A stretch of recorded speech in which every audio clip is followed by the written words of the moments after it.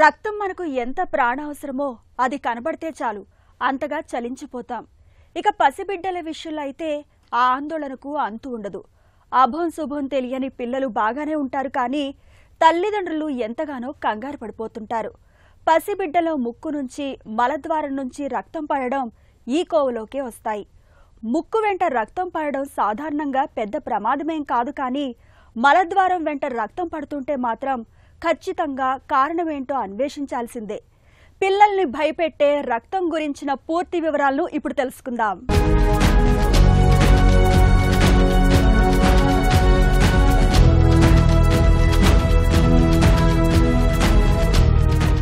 పసిపిల్లలంటే తల్లిదండ్రులకు పంచప్రాణాలు. వారి సున్నితమైన శరీరాలు ఇసుమంత కందిపోతేనే మనం విలవిల్లాడిపోతాం.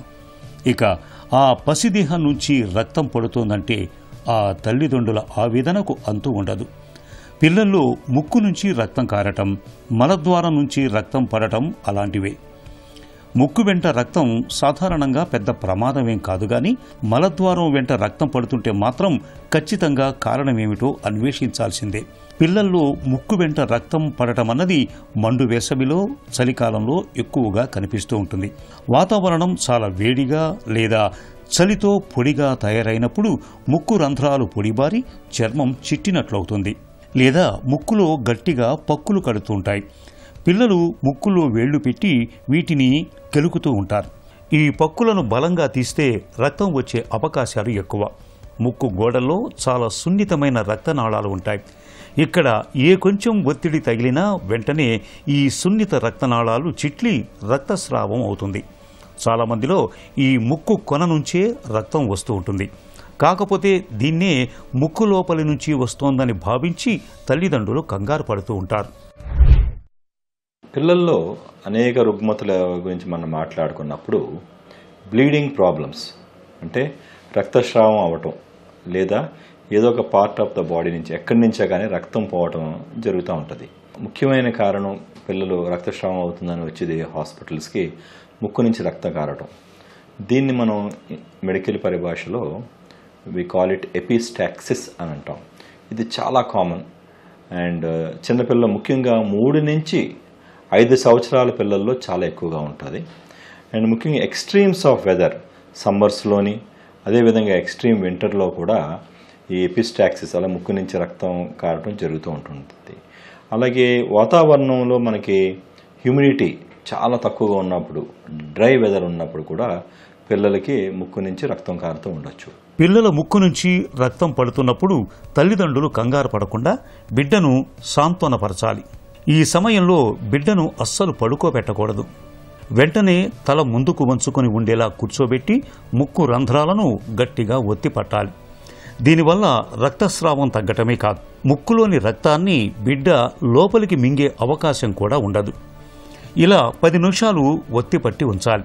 ముక్కులో గుడ్డలు, దూది వంటివి పెట్టే ప్రయత్నం చేయొద్దు. అప్పటికీ తగ్గకుంటే వెంటనే వైద్యుల వద్దకు తీసుకువెళ్లటం మంచిది. రక్తస్రావం ఆగకుండా వస్తున్నప్పుడు వైద్యులు ఆ ప్రాంతాన్ని గుర్తించి సిల్వర్ నైట్రేట్ సాయంతో లేదా విద్యుత్ పరికరాలతో ఆ ప్రాంతాన్ని క్యాటరైజ్ చేస్తారు. ఇక ఈ సమస్య తలెత్తకుండా ఉండేందుకు ముక్కులో వేళ్లు పెట్టుకునే అలవాటుంటే మాన్పించాలి. పిల్లలకు తప్పనిసరిగా గోళ్లు తీసేయాలి. వాతావరణం బాగా పొడిగా ఉన్నప్పుడు పిల్లలకు ముక్కు రంధ్రాల్లో పెట్రోలియం జెల్లీ రాయటం మంచిది. ముక్కులో రక్తం తర్వాత మలద్వారం నుంచి రక్తం పడటం అనేది పిల్లల్లో ఎక్కువగా కనిపిస్తూ ఉంటుంది. ఈ ఎపిస్టాక్సిస్ లేదంటే ముక్కు నుంచి రక్తం కారటం అనేది 90% ఆఫ్ ద టైమ్స్ అంత ప్రమాదకరమైన ప్రాబ్లం కాదు. టెంపరీగా కొన్ని ఫ్యూ సెకండ్స్ ముక్కు నుంచి రక్తం కారడం, లెస్ దెన్ ఫ్యూ సెకండ్స్, దానికి అది కట్టడిపోవడం, ఆగిపోవడం జరుగుతూ ఉంటుంది. కానీ కొన్ని సందర్భాల్లో చాలా ఎక్కువగా uncontrollable bleeding from the nose జరుగుతూ ఉంటుంటుంది. అలాంటి సమయాల్లో మనం దాని గురించి ఎందువలన వస్తుందని మనం విశ్లేషించే అవసరం చాలా ముఖ్యం. మలద్వారం ద్వారా రక్తం పిల్లల్లో జరుగుతుందా? ఎస్. ముఖ్యంగా చిన్న పిల్లల్లో చూస్తుంటే కోలైటిస్, ఇన్ఫెక్టివ్ కోలైటిస్ అనే జబ్బు వలన, ఇన్ఫెక్షన్స్ వలన రావచ్చు. అదేవిధంగా కొన్నిసార్లు హెర్స్ప్రింగ్స్ డిసీజ్ ఉంటుంది. హెర్స్ప్రింగ్స్ డిసీజ్, ఎంట్రోకోలైటిస్ అనే కండిషన్ వలన కూడా మలద్వారం ద్వారా రక్తం పోవటం. అదేవిధంగా ఇంటర్సెప్షన్, పేగులో పేగు ఒరుపు రావటం వలన మీకు ఇంటర్సెప్షన్ వలన కూడా రక్తస్రావం అవ్వచ్చు. మెకల్స్ డైవర్టికులం అనే కంజనిటల్ ప్రాబ్లం వలన కూడా మీకు వన్ ఆఫ్ ద ప్రజెంటేషన్ ఏముంటుందంటే మలద్వారం ద్వారా రక్తం పోవటం. పిల్లల్లో ముక్కులో రక్తం తర్వాత వారి మలంలో కనిపించే రక్తం తల్లిదండ్రులను బాగా కంగారు పెట్టేస్తుంది. దీనికి రకరకాల కారణాలు దోహదం చేస్తాయి. ఇవి పిల్లల వయసును బట్టి మారుతూ ఉంటాయి కూడా. పిల్లల్లో తరచుగా కనిపించే మలబద్ధకం మూలంగా మలద్వారం వద్ద చీలికలు ఏర్పడుతూ ఉంటాయి. ఇలాంటప్పుడు మలంలో రక్తం కనిపించే అవకాశం ఉంటుంది. కొంతమంది పిల్లలకు ఫుడ్ ఎలర్జీ మూలంగా కూడా మలంలో రక్తం పడుతూ ఉంటుంది. అలాగే పేగుల్లో సమస్యలు ఉన్నప్పుడు కూడా మలంలో రక్తం అనేది కనిపిస్తూ కంగారు పెడుతూ ఉంటుంది. అదృష్టం ఏమిటంటే పిల్లల్లో కనిపించే రక్తస్రావ సమస్యల్లో చాలా వరకు వాటంతట అవే తగ్గిపోతాయి. అలాగని వాటిని వదిలేస్తే ప్రమాదం ముంచుకు రావచ్చు. కాబట్టి రక్తస్రావానికి గల కారణమేంటో తెలుసుకొని చికిత్స చేయటం అత్యవసరం. ఎందుకంటే చిన్నపిల్లల్లో మొత్తం రక్తం పరిమాణమే తక్కువగా ఉంటుంది. అందులో 10% రక్తం బయటికి పోయినా ప్రాణాపాయం కలగొచ్చు.